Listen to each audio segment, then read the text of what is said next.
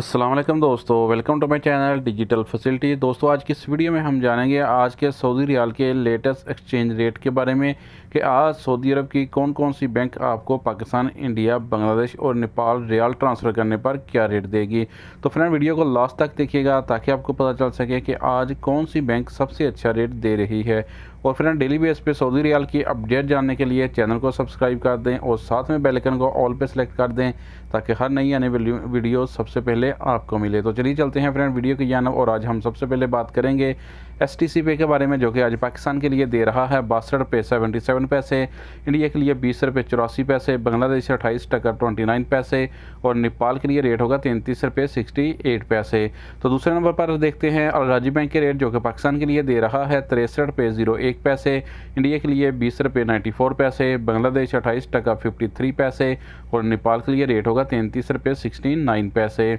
तो फ्रेंड, आप जानते हैं वेस्टर्न यूनियन के रेट, जो कि पाकिस्तान के लिए दे रहा है 62 रुपये 96 पैसे, इंडिया के लिए 20 रुपये 93 पैसे,